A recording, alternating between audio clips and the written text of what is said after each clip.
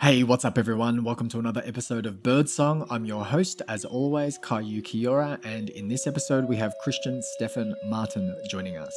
But before we go getting into the heart of our conversation or our introduction of Kristian, just wanted to say that if you're watching this or if you are a regular watcher of the show, then you may notice that the backdrop is a little bit different. And that's because, as you may know, we've recently relocated house. So we were over in Gunjimara country in the southwest of Victoria, and we have moved about 5.5 hours to Taungwarung country, which is northeast of Victoria. And we've moved from 4 acres over to a little 13-acre property. About a third of this is manicured gardens, flowers, big, beautiful blossoming trees, lots of grass. There's a few dams that feed the irrigation pipes that water our garden beds. There was already an established chicken coop here, which was great. There's a little orchard, plenty of space to grow veggies and become as self-sufficient as possible. And the rest of the land is relatively open. There's a few trees scattered here and there, which was used for horses, I believe. And we've only been here for just over a week, but we've settled in relatively quickly, and it feels more like home than our previous house ever did, which is, of course, a big win. And I must say that it's been a little bit of a challenge for me to pry myself away from the gardens and come and sit here in front of the computer to do these episodes and to schedule in guests. But I do have a few guests lined up in the coming weeks. But before I go talking about that too much, I will introduce Kristian for this particular episode so we can get straight into it. So, Kristian with a K is a captivating thought leader, relationship and sex coach, and dancer who is committed to helping people live an unbounded life. Kristian fiercely advocates that freedom and aliveness are found in you becoming more of you, not anyone else, and that the path to doing so is clearing all that is covering up your true nature. So Kristian and I have known each other for a few years now.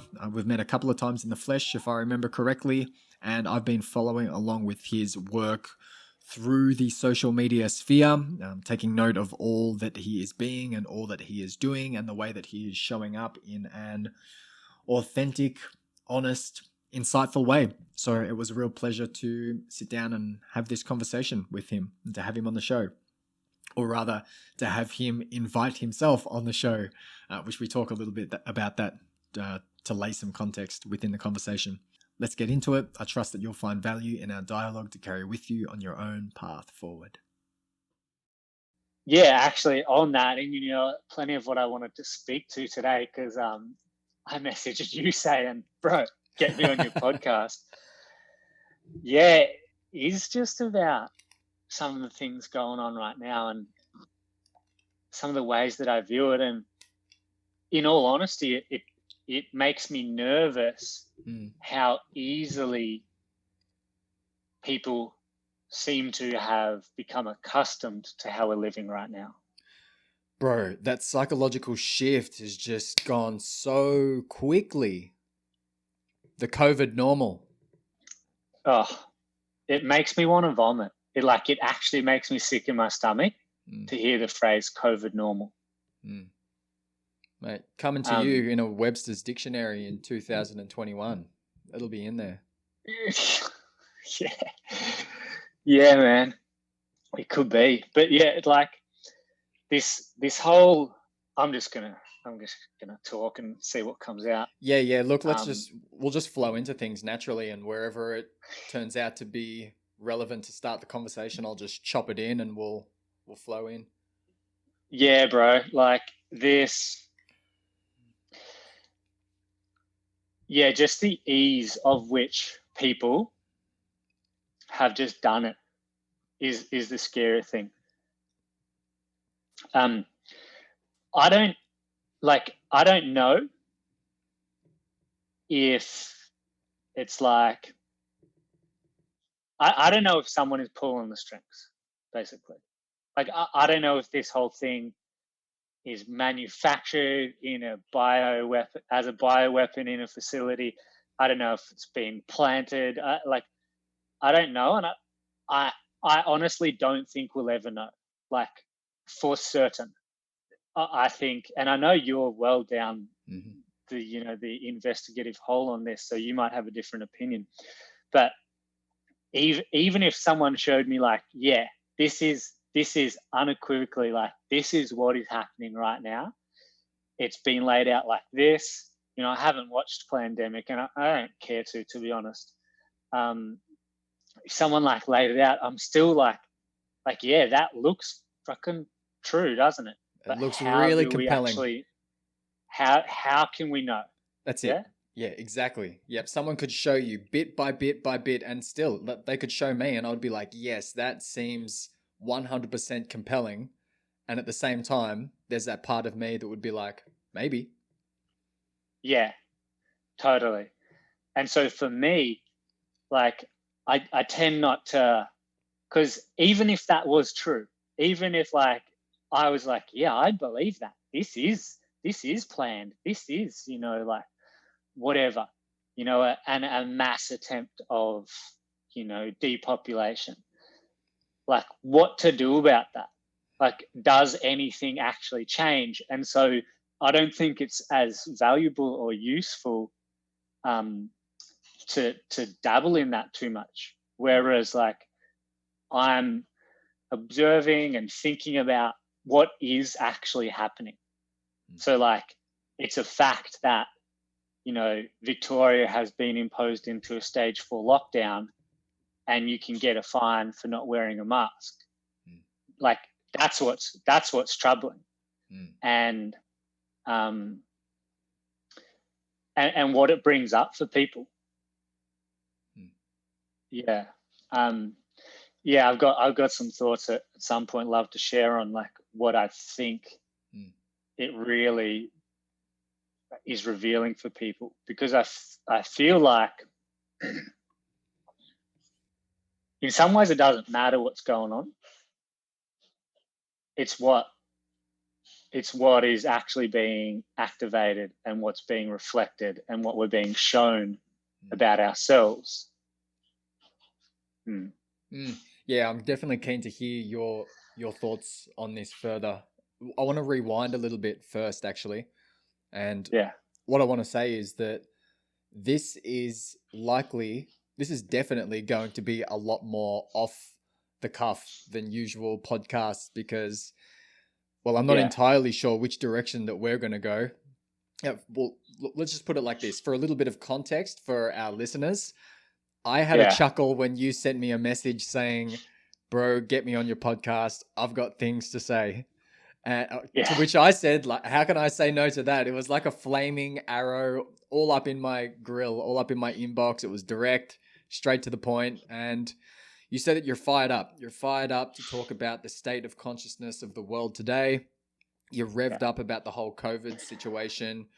You've got a message to share in regards to men in some form. So here we are, about to dive into the great unknown. And I'm certainly keen to keep the conversation going in a similar light to, or a similar theme to, how I've been rolling throughout this whole birdsong creative endeavor. And that is through asking my guests what their relationship is to the sacred, or honoring the sacred, or remembering the sacred. And I feel as though this is going to tie in well with what it is that you have to share. So I would love to have you share some of your reflections or some of your contemplations on what it means for you to honor the sacred, or what your relationship is with the sacred and what this means to you. Yeah, man. And I appreciate that rewind, and like the setting the container for the both of us. I really do. And feel free to just ask any questions. I invited myself on, but it is your podcast. And I've got massive love. I've got massive love, massive respect for you. I've been calling you a master, a sensei of your path for some time now, and you're like, I don't know about that, and I'm like, come on, dude, like your devotion is there. So I do respect. I've seen the guests you've had on almost each week, And I'm probably different to those guys in the work that I do and stuff like that. So yeah, take it any way you need.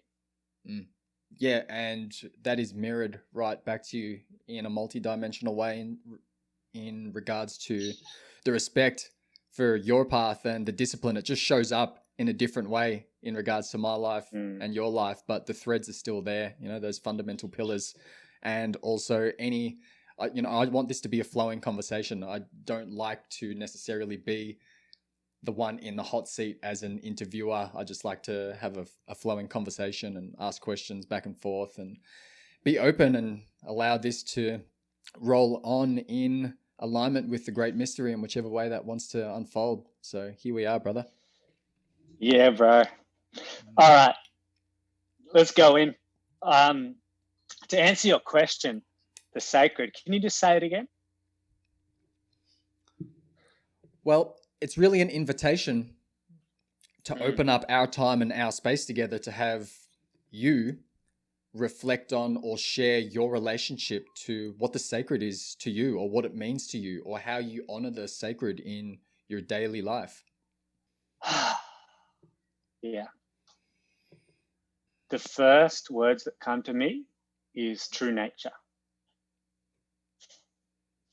I'm adamant that like we're all in this life, we've all come into this life, and we just have this thing.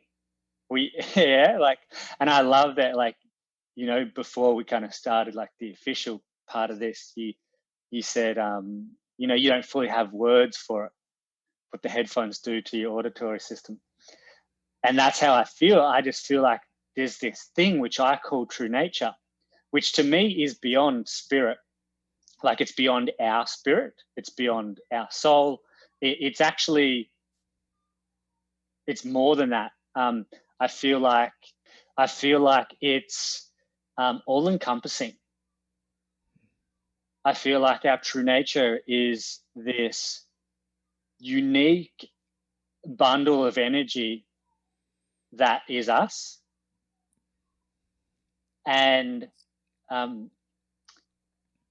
think my connection to the sacred is through this attempt to live in accordance with what I would label my true nature. And I think, to be even more specific, to me, our true nature is like our personality, our values, our worldview, the way we uniquely like just look at things, the way we like uniquely process things. Like for me, I really do see things in energy. People talk to me about emotions or what they're feeling, and I really often get visions of energy, or a sense of like, oh, you're talking about shame. That kind of seems like a bit of a straitjacket that is like keeping you from doing anything. Talking about guilt, oh, that sounds like a big 1 ton weight that's like squashing you. So yeah, it's everything which makes us unique and original, I think. An integration of our multi-dimensional selves. Is that what it is? I mean, that's the languaging that comes to me when I hear you speak about that. Yeah, an integration of our multi-dimensional selves. Yeah, I think so, man. Like, some people are naturally inquisitive. Some people are just drawn to, they're just like, well, I just like the forest. Or they're like, I just like, putting things together and then pulling them apart and then seeing like how many different, it's like, it's that thing. Yeah. Some people are like, well, I just like asking questions. Or, like colors. I like seeing how colors go together. What kind of mood, like, it's before, to me, it's generally before learning or before conditioning. And I think, like, I'll give you a metaphor which works really well for me. It's of a hose, water, and your garden. And so, like, obviously, when you turn the tap on, ideally water flows through the hose and waters the garden, and it's beautiful and pretty and stuff. And if you've got a knot in that hose, no matter how hard you turn the tap on, the water doesn't get through. And so your garden suffers. And actually, not only does turning the tap on not work, it actually makes it worse. So you turn the tap on harder, and the knot's still there. So the water just backs up and up and up and swells, and eventually the hose explodes. And so all the while, obviously, your garden, aka your life, suffers. Mm-hmm. And so all that you actually have to do is turn the tap off, which is, in my practice, soften and accept, undo the knot, and then the water flows freely. You don't have to do anything more.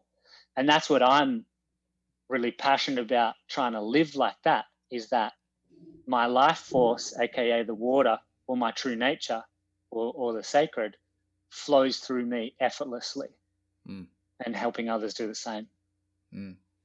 Yeah, the word that came to my mind, and this is going to flow in great into what I want to ask you about, and it was imagining the hose being bound up. Yeah, and you might know where I'm going to go with this. And I certainly want to get your thoughts on the state of consciousness, of the world, and how and what it is that you are perceiving at the moment. And this will be a great way to frame it. And it is to ask you how you typically articulate the unbounded life, because this is a large part of the work you do. It's helping people live an unbounded life. And I might suggest that there are a lot of people who are not so unbounded. In fact, they're the exact opposite. They are bound up like those hoses, and they're getting blocked up with all of that water, and they're getting to this point where they're going to become super reactive if they're not already super reactive, and there is an imminent explosion just waiting to happen. So, and when we're talking about being bound, to use the language I used before, a lot of people are bound in this multi-dimensional capacity as well, just as we can be unbounded in the same sense. So I guess to frame this in a question, how do you typically articulate the unbounded life, and how does this start to weave into and tie into the state of consciousness of the world that you're keen to talk about? Yeah, great questions.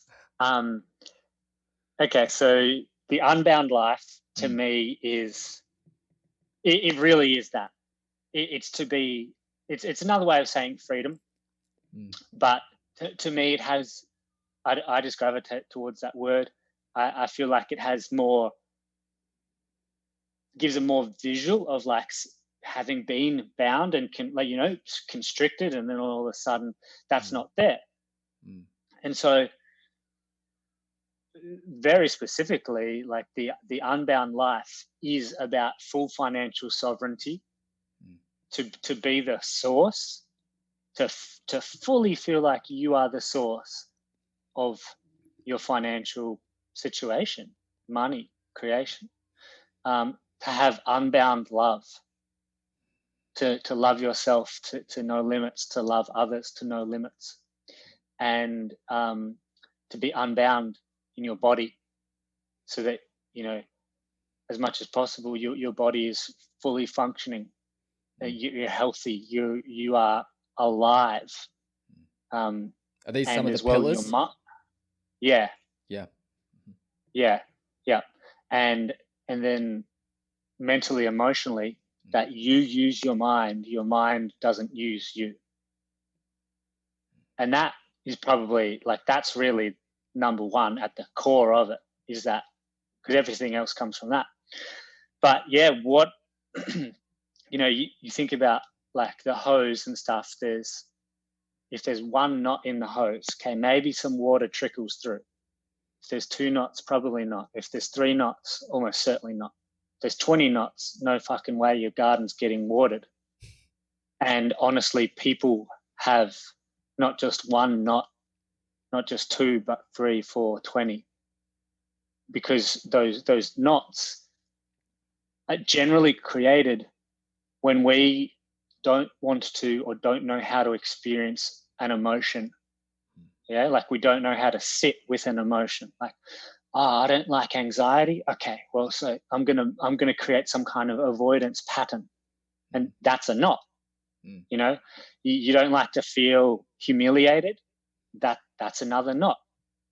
And most people, until they look at their stuff, they spend their life trying to avoid the things they don't want to feel, whilst can just and all that does is perpetuate what they don't want to feel.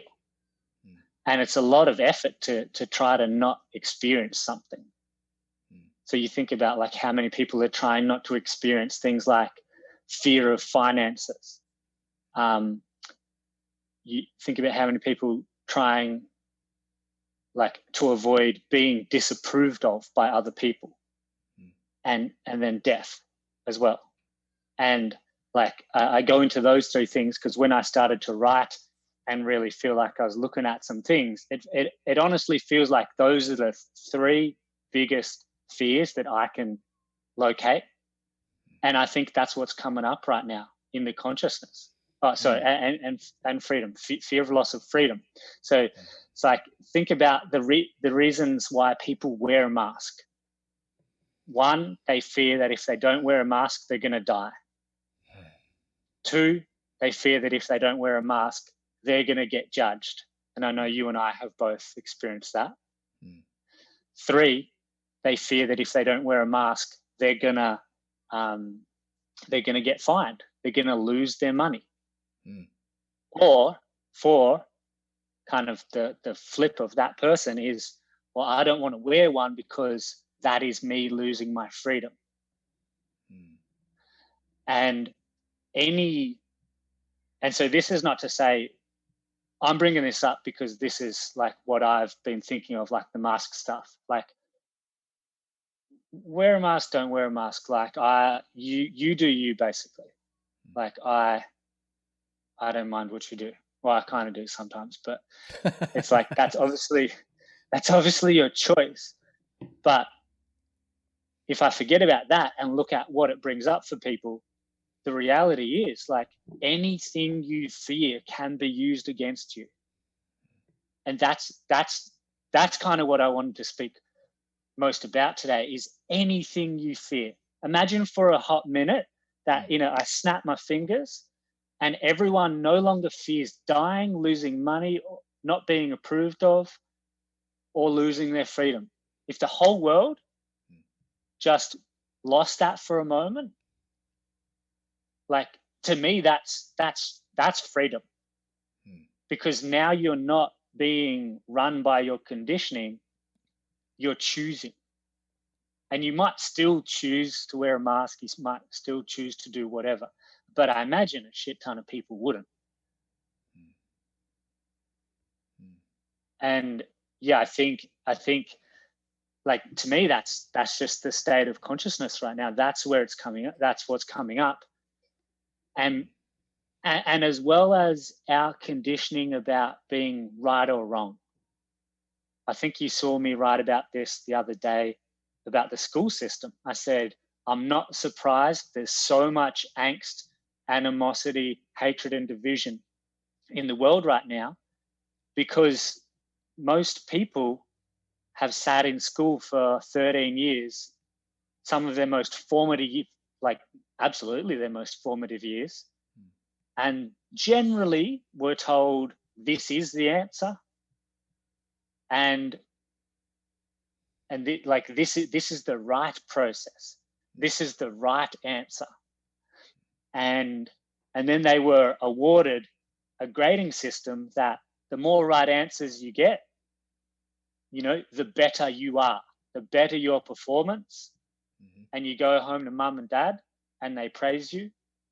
And so it's like, it's not a surprise to me that there's what we're seeing online. I've never seen more division online than right now, more hatred and lack of empathy and lack of trying to seek to understand other people online right now.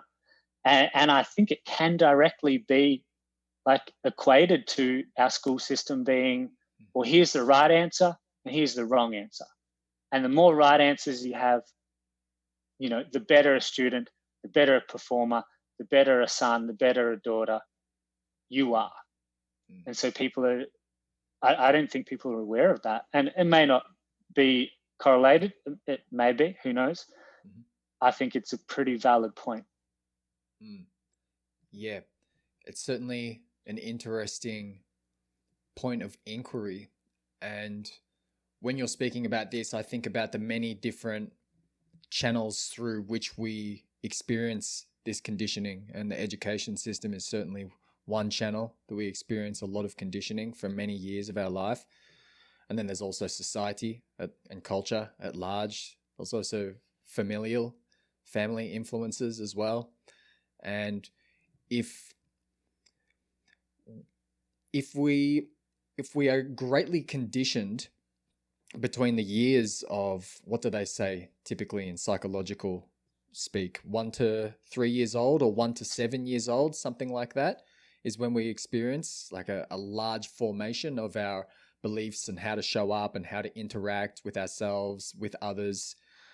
Then it's arguable then that perhaps a large part of our conditioning is coming from our family or how we're spending those earlier years. But then you've also got to take into account the education system that our family was exposed to or indoctrinated into. So the education system keeps going back and back and back. So it certainly feels like to me, without, just off the top of my head, thinking about this right now, that the education system does indeed play a huge part. So then I guess my next obvious question would be, okay, well, then what? It seems that we need a overhauling of our education system in many ways, which I think is happening in various sectors to some degree, but I'm not an expert in this. It's not something that I've kept tabs on, although I feel as though it will be something that I'll be looking into, obviously having a little daughter. But I'm curious to hear your thoughts if you've looked into this any further. Yeah. And I want to make the point here, like, there's obviously value and need for right and wrong. Mm-hmm. Yeah. Like if you're you do want to know the right answer to get the best result. Like if we're a tribe or something and we need to know, well, how do we best construct a bridge to get over the river because we've run out of food on this side? Like, you want to know the right way to build the bridge and not fall in the river, and because it's infested with piranhas in this story. So like, because I do think, especially in the more spiritual or so-called conscious community, I do think there's like this thing happening, which is, well, there's no right or wrong. That's your perception. And it's like, yes, and like, I think we do also need to be, like, I'm just going to counter what I said, but I do think we need to be firm in, yeah, definitely some things. It's just like, this is the thing. But the thing is, now I think there is multiple, this is the thing. If that makes sense.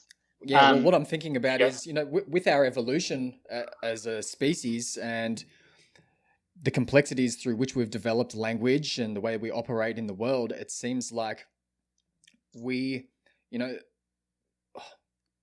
what's coming to mind is that we have, in some degrees or some senses, some aspects of humanity, or maybe this is just some aspects of ourselves showing up in different areas. We've lost the ability to hold that complexity and nuance between, it's not just right and wrong. Like you said, it's right and wrong, and it's really context dependent, whether we use the terminology of right and wrong, or if we're looking for more appropriate language, whether something's more effective, or maybe whether something's more efficient, or something's more healthy or unhealthy, or dysfunctional or functional.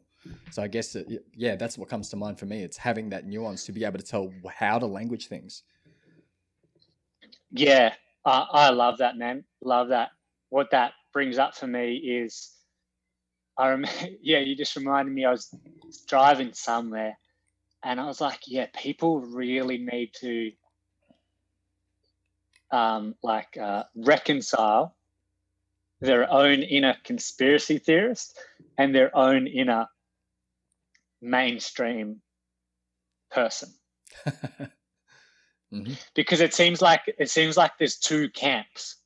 Well, I think there's three, but it seems like there's like two major feuding sides. There's the just the people bought into the mainstream thing, and then there's the people that are all the way on the other end of like, well, this is planned and all this stuff, and like you can have those views, but what I see is it's like, no, I'm in this camp, you're in that camp, and it is very black and white. Again, it's right and wrong, that black and white categorized, vibe, instead of like, well, this is what I believe, and I'm open to your side as well. Yeah, this is what I believe, but let's have a discussion. Like, I just don't see that. And I think, again, that's one of the key things I wanted to come on and say is like, have your belief. Actually, good friend of mine, original mentor, you know him, JP Sears. He says, have beliefs, but don't necessarily believe your beliefs. Mm-hmm. Totally. And like, it feels like people on the conspiracy side of this whole thing, like they're so close to anything else. They're so like everything that is mainstream. If it's on any mainstream channel, it's like, nah. That's you guys are sheeple. It's funded by so and so. They're just spreading the narrative. Like they're bought in, Mm-hmm. and then it's the exact same going the other way. People are like, well, the mainstream people like, everything you guys say is just, you're a conspiracy theorist. Like I fact check that, and it's not right. It's it's whatever, Mm-hmm. and it's just a willing to have dialogue and conversation, and I think that is a massive problem. Like talk about cancel culture, just such inability to have dialogue across the bridge, across like, what's your view? This is my view. It's like, this is my view. I'm not going to listen to you. Yeah, well, from my understanding, this is the way that social media has kind of evolved itself in one way or another, whether it's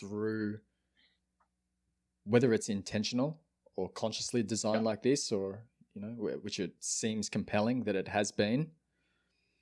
And the issue there is that such a large aspect of modern day culture and the way that we communicate and the way that we interact is through the lens of social media, through technology. So it seems like I was just talking to one of my previous guests, Laura Dawn, about this. We just touched on it briefly, how it seems like there is a total lack of understanding when it comes to social media etiquette, and not just etiquette, but social media psychology. And really, well, because so many people bring all of these qualities that you've been speaking to into the social media realm. Like it's a common kind of saying that, half of the people probably wouldn't say the things that they're saying if they were in front of you, person to person. But because we're behind this screen, there's a lack of many of these virtuous qualities, one of which you spoke to before, which is seek first to understand before being understood. I can't remember who said that. It was one of the gurus was it Dale Carnegie or something like that? Maybe the 7 habits or qualities of highly effective people. I can't remember. It was one of those crew. But anyways, you get what I'm saying. Yeah. These kind of virtuous qualities of being able to enter discussions and come to an understanding of each other without being at each other's necks and being so emotionally reactive towards everything. And, it's social media. It's so 2-dimensional as well. How just because someone writes something on social media doesn't necessarily mean that they agree with what they're posting wholeheartedly, or that they have not considered the myriad of other perspectives that there are to consider. They're just laying forth one particular perspective. And I think in our social media consciousness, there's a forgetting or perhaps a lack of understanding of that. And, I often love to play devil's advocate and stir the pot just to remind myself that not everything that you see on social media is necessarily what other people truly believe or hold that perspective within themselves. Yeah, man. Three things that brought up for me. One is, like there's just a lack of humanity. And I watched this really interesting documentary. I cannot for the life of me remember what it's called, but I was on a flight back from Spain, and it was on fraud, like money fraud. And so it actually they interviewed people who, like referees in the NBA, who had like bet on matches and stuff like that. Obviously, you can't do that when you're an NBA referee. People on Wall Street who had committed money fraud, like that, like big amounts of dollars as well.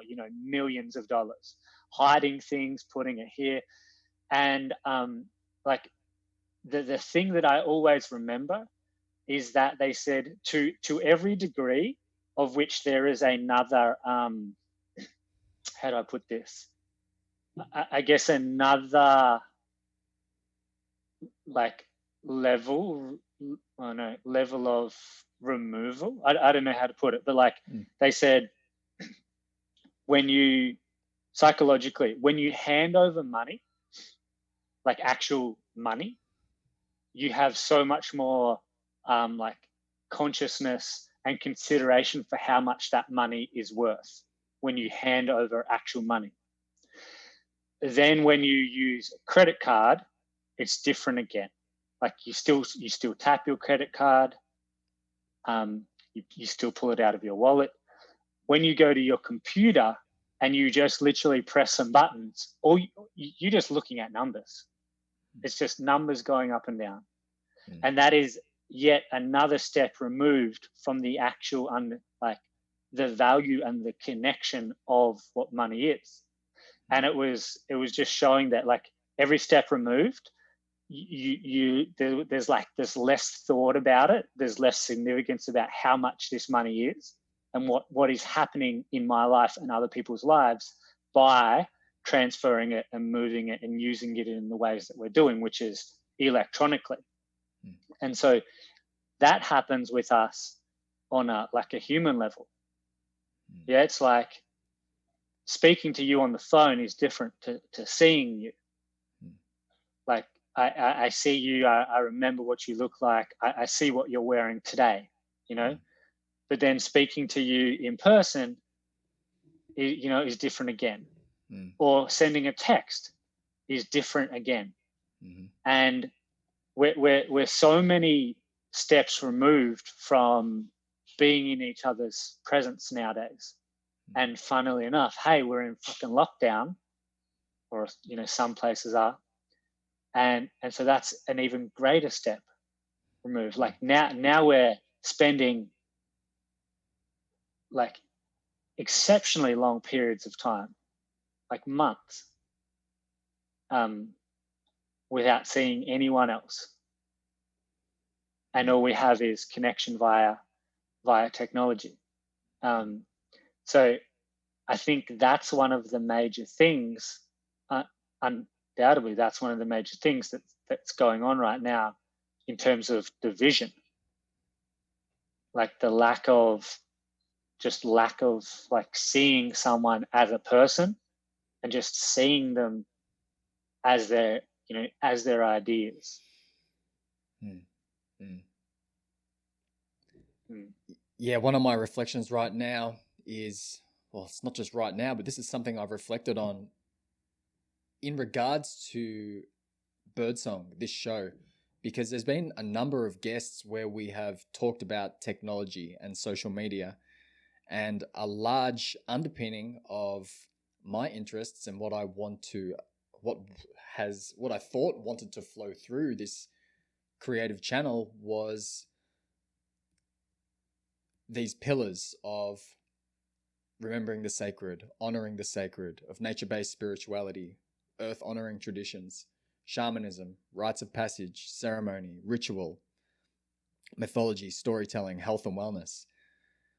And it's just kind of clicked in, perhaps to a greater degree, while we're having this conversation. And it's this social media piece, and why it is so important to bring it into this show is because we need to remember how to connect and communicate with each other in a sacred manner. We need to remember the person on the other side of the computer screen, because so many of us are so plugged into the digital technological realms that there needs to be this deepened understanding of how to communicate in functional, healthy, sacred ways with each other, so we don't lose this sense of humanity.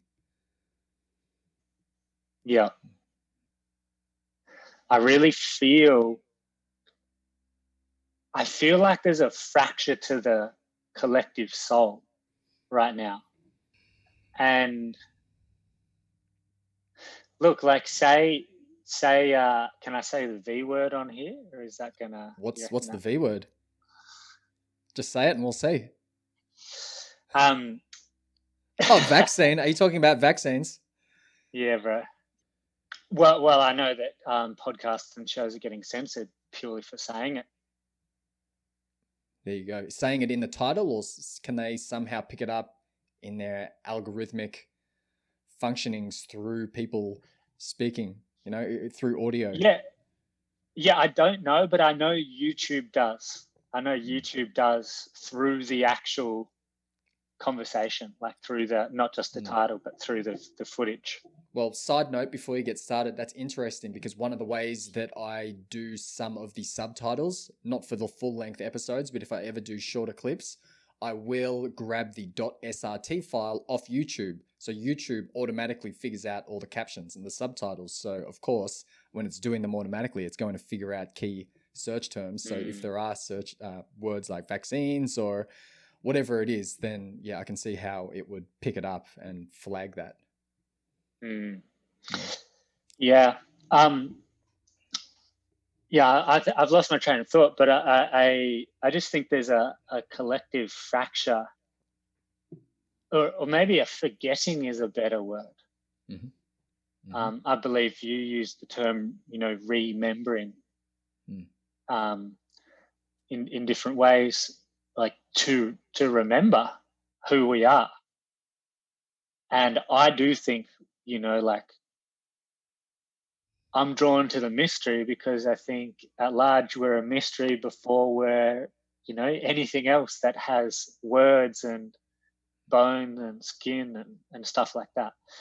Yeah, but I feel you in what you said last about, bringing back sacred communication. And especially because, like, now we have generations that don't know a world without social media. And I think, because I do think it is a more soulful, human, nourishing experience to be in person with people, to be in nature, to share food, to go to the beach, to go on road trips, to sit around campfires, to share, indigenous stories, sacred stories, like, whatever it is and whoever you are. I think that is more soulful. And I think potentially, like, we have duty to make sure that, like, that is continued. And it's not going to not continue. Like, people are not going to, I don't think people are going to stop going to the beach and road tripping and stuff because people love that. But yeah, I think with everything becoming more tech-based, it's just more important because it is easy, I think it's very easy to fall down the spiral of staying in your room, staying at home, being on the internet, getting tired. Oh, I should go outside and get some sun. I should go outside and, just move a little bit. I should go visit. Can't be bothered. I think that's very easy for some people. So yeah, brother, I just love, I think that's absolutely part of this for you. Yeah, and a large part of my message has always been that we are so disconnected from nature. And I know you've brought that up a couple of times. And, this is a point of discussion that I have brought up on the odd occasion through this show. And it's that ancestrally speaking, and not even all that long ago, considering that 97 to 99% of our time was spent as Paleolithic hunter-gatherers. And during this time, our nervous system was acutely attuned to the nervous system of Gaia as a creative, self-organizing, living, breathing entity. And through the advent of technology that's come through our fingertips, our nervous system has become attuned to technology more so than nature.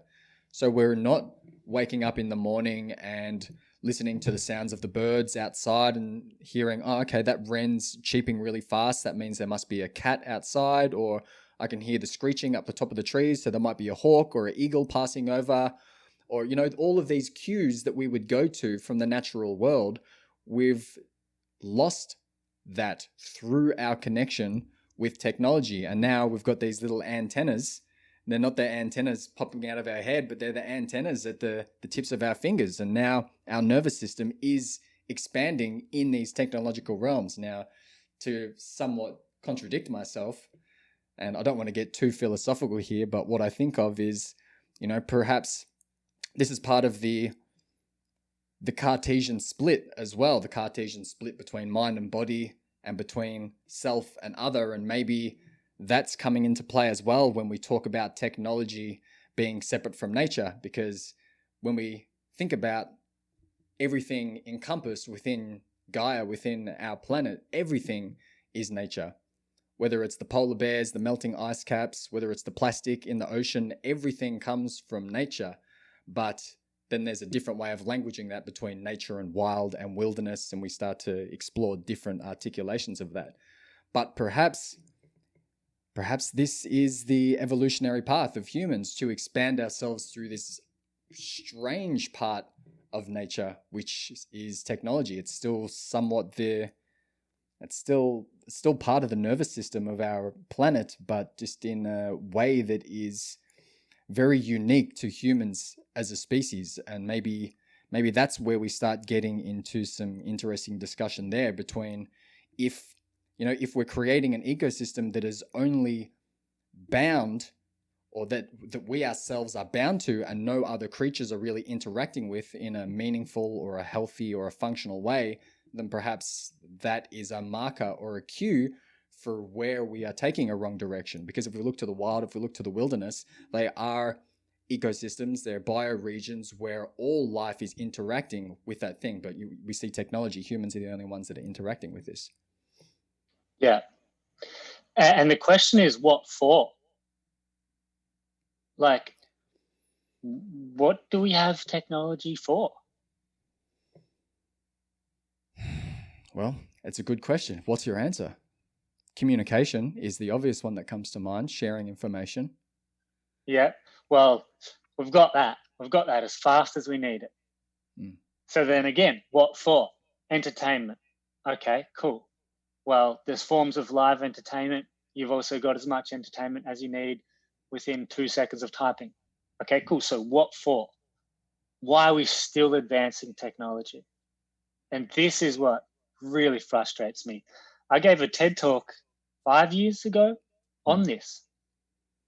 And it was the need to reconnect to the feminine individually and collectively in all people. So, my framework of the feminine, the masculine, actually, I'll talk about the TED talk. I said, welcome to the penis society. That's literally my opening line. I'm standing on stage. I just go, welcome to the penis society. And because for me, the masculine represented by penis,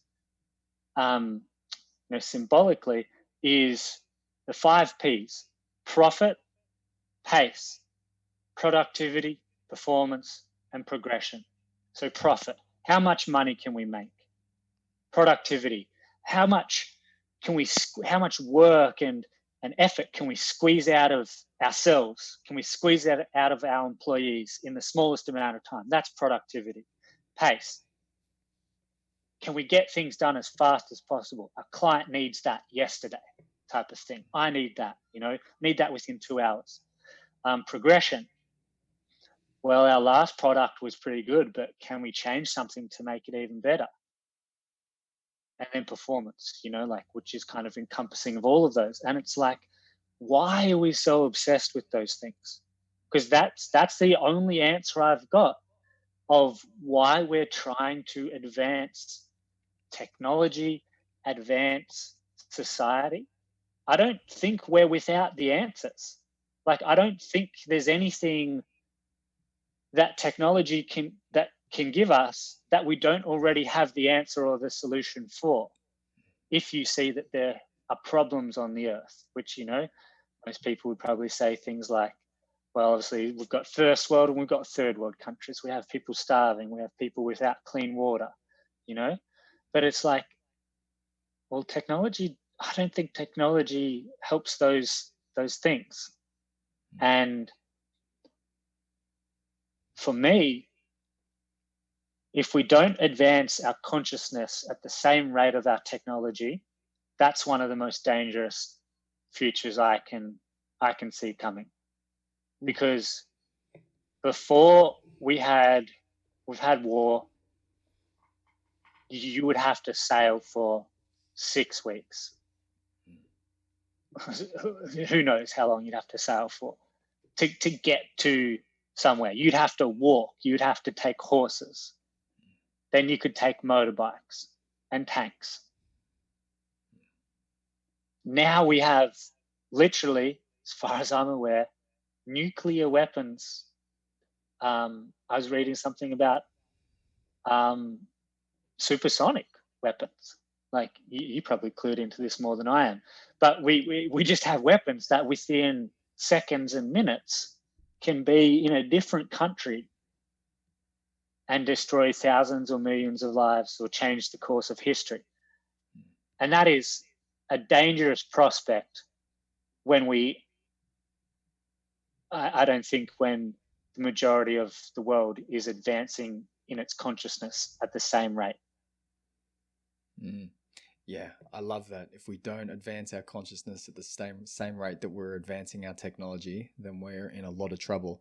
So I'm going to make a suggestion here, and you can tell me if I'm off course here, but from what I gather, what you're saying is that perhaps technology is a creation that has been born out of some sort of hyper masculine state of consciousness, and that we need to be reorienting our consciousness, getting that pendulum swing kind of back into balance by advancing our feminine state of consciousness.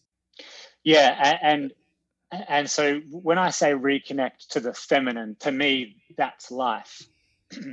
Yeah, like for Mother Earth, nature, our body. To me, the masculine in all of us is the mind, and it is, what result do I want to create? It's task-based. It's about systems. It's about linear progression, linear steps. Okay, I want to create that. Well, what are the steps? Okay, I need these resources. I need to put them together in this. I need this help. I want it to look like this. This is how long it's going to take. And the feminine is being in our body, being with life, being with rhythms. Yeah, we are the only creature on the face of the planet that doesn't live in sync with the cycles. Like, yeah, we've got our summers, we've got winter, spring, autumn, fall, whatever. Mm-hmm. But we don't really, we live within those because we have to. But I think most people are trying to, or are obsessed with, linear progression, as if it can always go like this.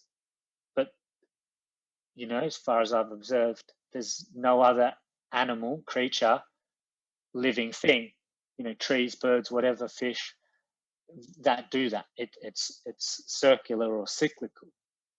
And yeah, I think we need to return to that. Like, that's a big thing, right? Like, that's values, that is societal value shifts. Mm-hmm. And again, talk about conditioning. I don't think most people know that that's what they value, or that that's what they're doing without questioning it. Because, like I said before, technology, we're advancing it. Yay. What for? At the end of the day, everyone that I work with in my coaching practice, they want to feel great about themselves. They want to love themselves. They want to have good relationships. They want to express. They want to feel healthy.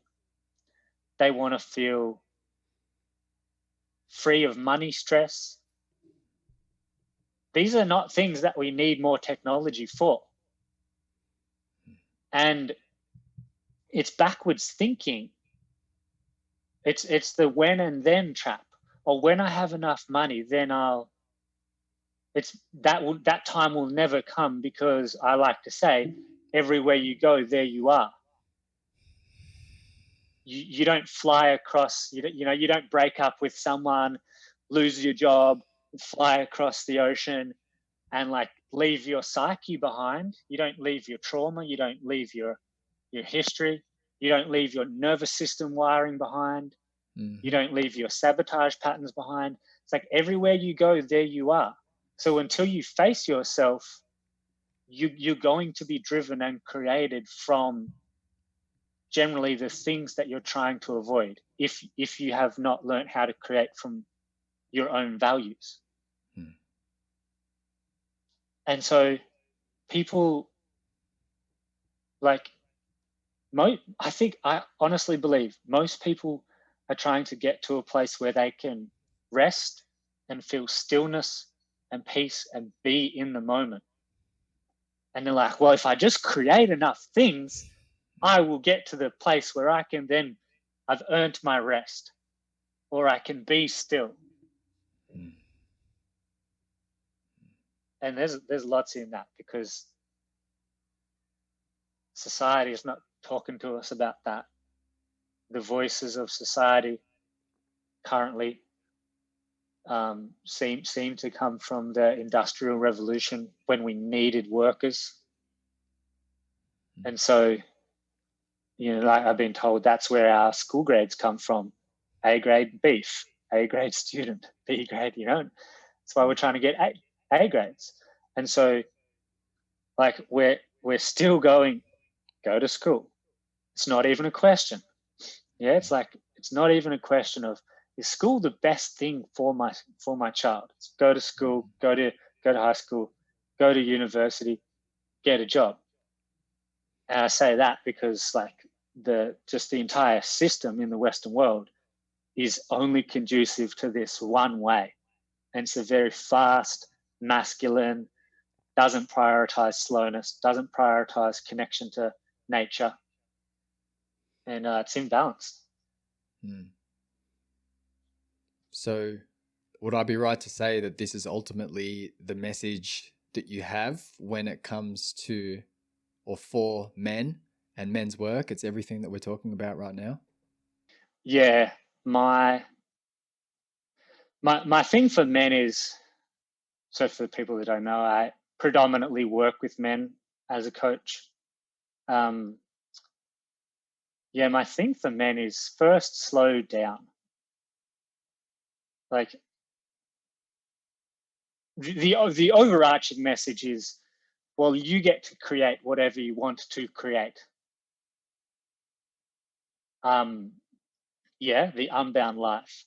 But yeah, it's slow down, go inwards. And then one of the messages that has been with me very recently, I got fired up about this when I was like, oh, that's a thing. I imagine you've got a ton of women on your Facebook that are, sexuality, pleasure-based coaches for other females. Yeah, I see a few pop up from time to time. Okay. Mm-hmm. Is that an understatement? It's an understatement, yeah. Well, I mean, I can only be exposed to so much of it before I need to curate my feed to incorporate the things that are most meaningful to me. So I know that there are a lot out there. Okay, cool. So, I mean, I like that stuff. I'm a yes to that, like Mm-hmm. I think that's brilliant work. But I've never seen the same message for men. The amount of times I have seen like a post say the following, women, it's all about your pleasure. You can make as much money from you want just by activating your pussy. Like that's all over my Facebook. I'm not even making things up right now. Yep, I've seen it And on mine a couple of times. yeah, Mm-hmm. and I'm cool with that. But I've never seen that for men. I've never seen anyone go, men, like you get to have pleasure for you. Because that's the women's thing is like, well, we're reclaiming our body, we're reclaiming our pleasure. And yes, but where's that for men? And I think there has been an assumption that men have that. I don't buy into that because I don't think men have ever been really, not for the last long while, been allowed to feel. And if you can't feel yourself, then you can't really know yourself. And if you can't feel your body, you can't be present in the moment because you're always in your mind. And if you can't feel your body, you can't be connected to nature. If you can't feel your body, you can't know when you're depleted and you need nourishment. Well, maybe you do know you're depleted, but you don't know how to give it to yourself because all you've been taught is work, work, work. Consider that like industrial revolution, like, and again, I might screw my history up here, but it's fair to say men have gone to work because and then that is first that was their role, but then it became their identity. That's different. It's like I've got to go to work. I'm the workhorse. Men go to war, and it's like you can't do those things and come back and not be changed. Like you can't go to war and come back and not be changed. And with like, I don't think people recognize that. Is that in my lifetime? Well, in my life, not in my lifetime, but in my life, like my grandpa and his grandpa, like they fought, right? Like that's only two men removed from me. And you talk about conditioning and you talk about passing and things on. Cool. So my grandpa, you can't go to war and see a hole through your best mate's head and not be severely fucked up and cut off and numb. And then he has a child, which is my dad. And now me. And so that ability to know oneself, to connect to oneself, or the level of connection, or should I say disconnect, is still here, even though I've never fought in war. Assume you've never fought in war. And so my thing for that might seem like a tangent or unrelated, but I hope people understand that because there's a there's a lot of stuff about, well, men are ruining the world and men are here for power and blah blah. And like, yeah, there's men that are, there's men that are, and there's plenty of men that aren't. But you have to factor in that, 2 generations of conditioning has been passed down from some of the craziest shit ever. So anyway, to come back, does that make sense? It makes absolute sense to me, yeah. And I think it's going to make sense to a lot of, if not all, our listeners too. And so my thing for men right now is like, because this hit me because I ran a program recently with men around sexuality. And I said to them, guys, your sexuality gets to be for you first.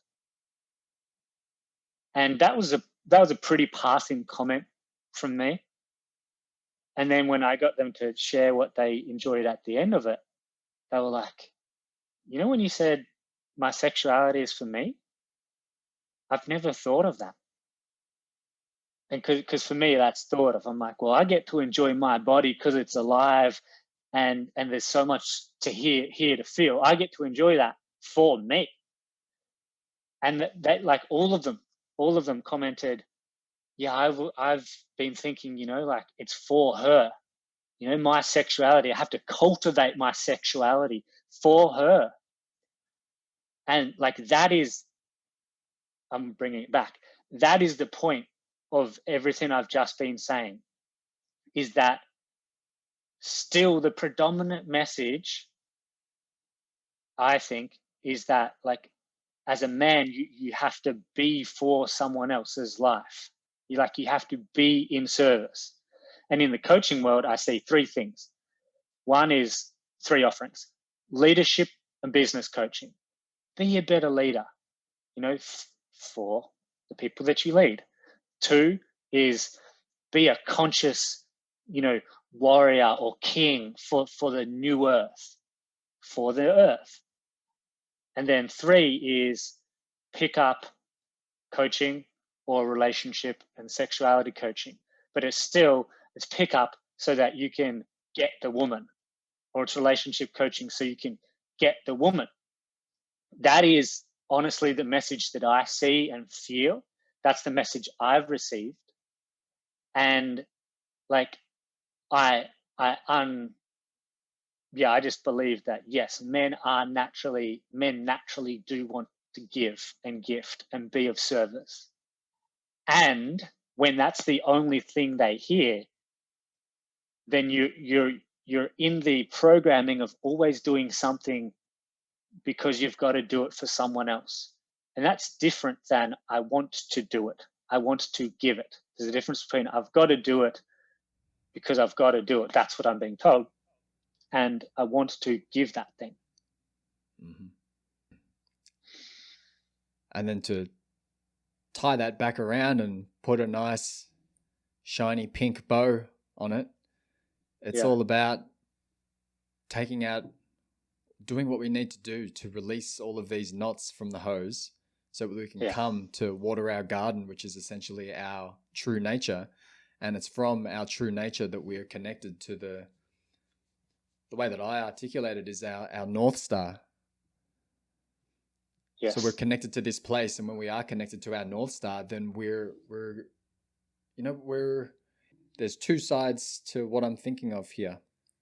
One is the side where you're, like you said, you're receiving the pleasure just for yourself, because that's being in alignment to your true nature, your North Star. That's what really lights you up. But then on the other side of that, of just doing it for self, is being able to be of service. And it's that altruistic piece that it's like, I want to give from this overflowing cup. Yes. Yeah. Like, if you really do think that a lot of men are taking, they're taking from the earth, you have to at the same time realize, well, they do it because they don't know how to give it to themselves. Yeah. And you nailed it. Yeah, it is. It's like, it gets to be for us. We get to experience it. We get to embody what it's like to be in our beautiful heart. We get to experience what it's like to be connected to our sexual energy. And then, yeah, like that's an enjoyable experience. And then we overfloweth, and then we give from a full cup. I believe that everything we create has an energetic signature. So even if we create a business from the place of like, I want to give, like true service, if we are exhausted, then our business carries that energetic signature to some degree. And so, like, given so many men are exhausted because they think what they're supposed to do as a man is go to work hard, get results for the company so that they can get money for the household. If that's what men, like if that's all that men know what to do, know how to do, then they can never give to themselves to restore and rest. And so it's no wonder, like, we're creating a world. There's a saying, overfed and undernourished. Eating too much food that's not nutrient dense. And I think like our souls and our bodies and our nervous systems, I think that's true for. We're overfed through technology and undernourished.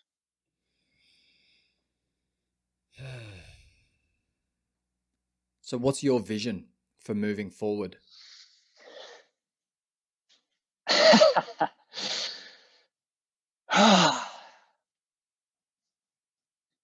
Well, I want to live an exceptional life. Amen to that. Sign me Yeah, up. bro.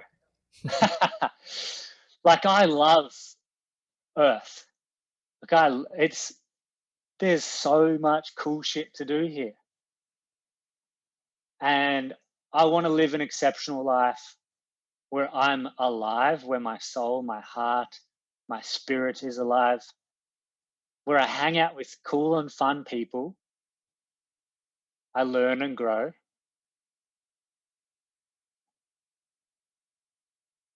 I really view and feel connected to helping men to create an unbound life. Financial stress is a major blocker of creativity. You can have money and still be stressed because that's your relationship to money.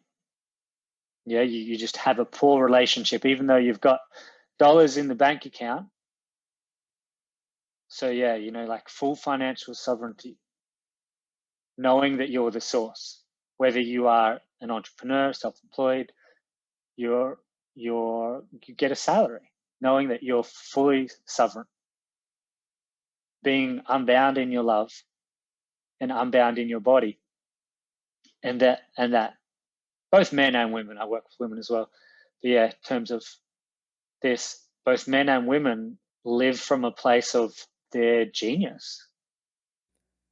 Yeah, I love that. And at the same time, I want to offer something in return to see what you've got to say. Sure. I feel blessed to have created a life where I'm a few hours away outside of Melbourne City, outside of all of the chaos that's unfolding there at the moment. And I'm on 13 acres of beautiful land.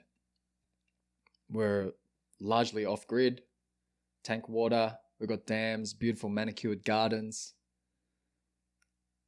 abundant bird life. Just a great place to be raising a 2-year-old.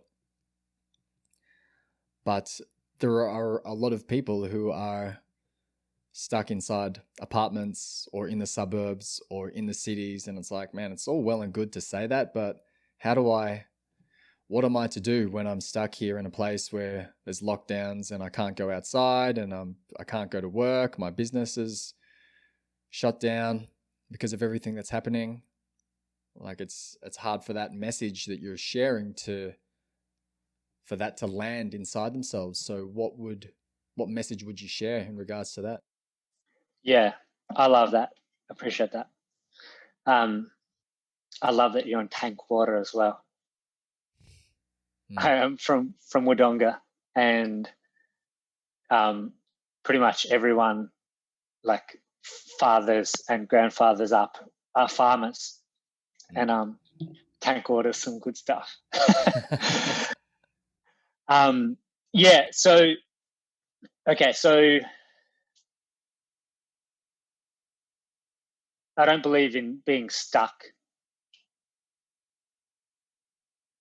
Yeah, it's like maybe your current situation is harder. Maybe you're further from, you know, that vision that I set. And I might be naive to various levels of privilege and stuff. But I think it's a mindset that it's possible, or that your own version of what you want for your life.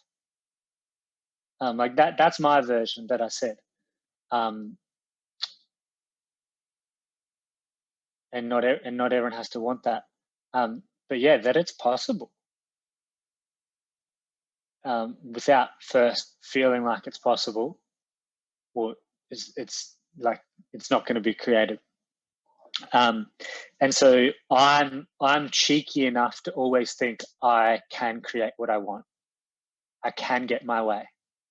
You know, I have been able. I've been granted permission to leave the country.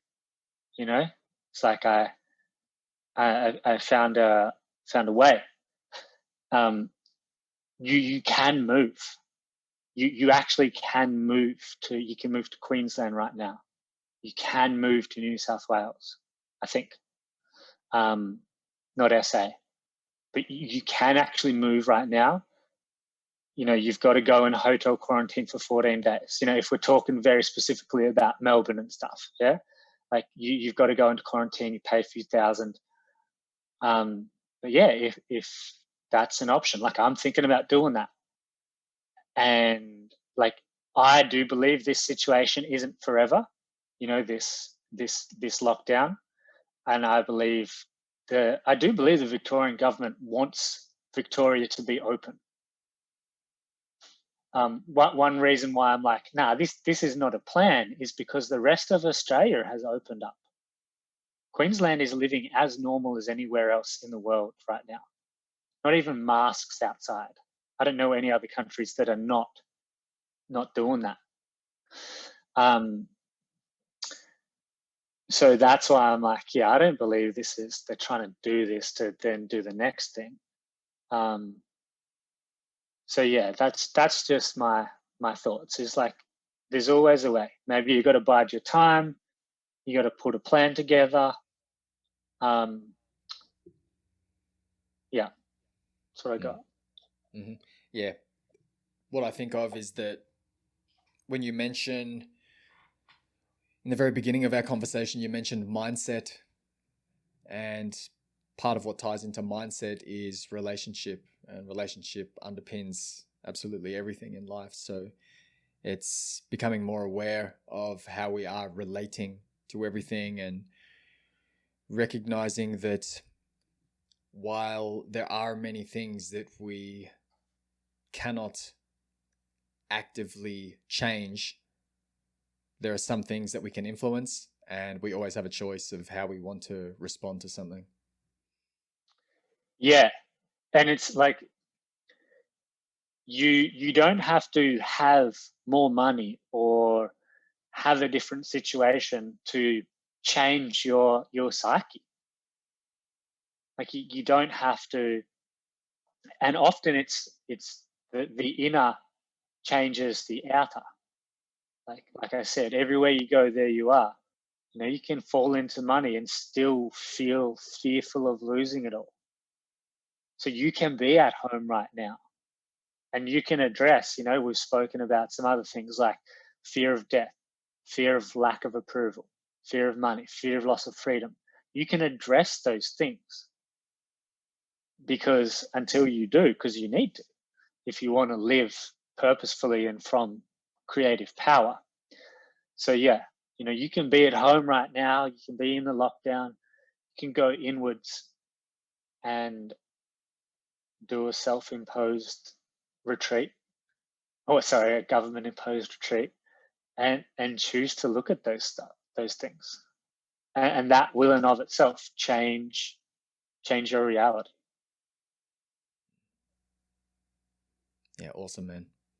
Well, I think this is a good place to start to wind things down, bro. I want to ask you Yep. whether you've got any offerings going on at the moment that you want to share while we're online, and also if you want to direct anyone to your socials, that'd be good too. Yeah, sure, man. So right now I'm working one-on-one with people. I actually very specifically am opening up 3 spots to work with me one-on-one. And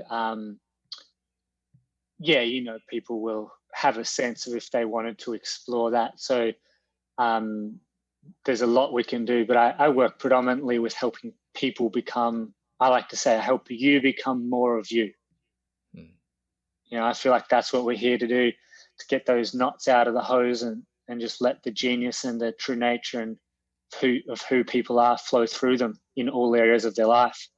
So yeah, people can contact me on Facebook and Instagram. I'm sure you'll put the spelling up, but Kristian Stephan-Martin, and it's Christian with a K. So yeah, definitely check out the spelling after you've uploaded this. But yeah, people can hit me up, and I'm happy to have a free call with them to see what's going on for them and what they want to create. Yeah, that's great, man. Well, just as we opened up the space and I invited you to share something in regards to your relationship with the sacred, I'd love to invite you to share some words to formally close the container that we've co-created. And it's been a little while since I've invited someone to share in this way. I might have only ever asked this once or twice before, but I want to ask you, I want to hear what your answer is. There's a bit of a twist on this in our closing invitation. So if you were going to deliver your last 30-second speech, and this was to your loved ones, to nature, to the ancient one, to the old gods, to the great spirit, to great mystery, what would those final seconds sound like, brother?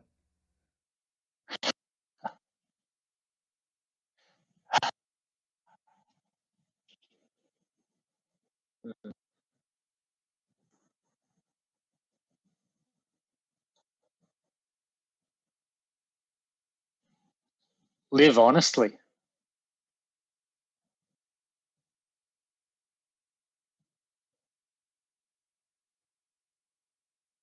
I had that said to me recently, and I was like, whoa, what much more can we do than live very honestly according to our heart?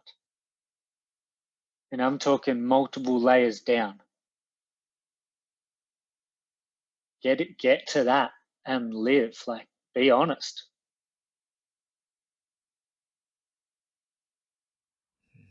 Yeah, those 2 words, they pack quite a punch. Yeah. 14 seconds of silence, 2 seconds of live honestly, and then another 14 seconds to ruminate on that before you keel over. That's it. It's a perfect message to impart and a perfect way to end our little dialogue for this show, brother. So thanks for coming on and thanks for joining me. Yeah, I appreciate you big time. Thanks for letting me invite myself on. Yeah, totally, man.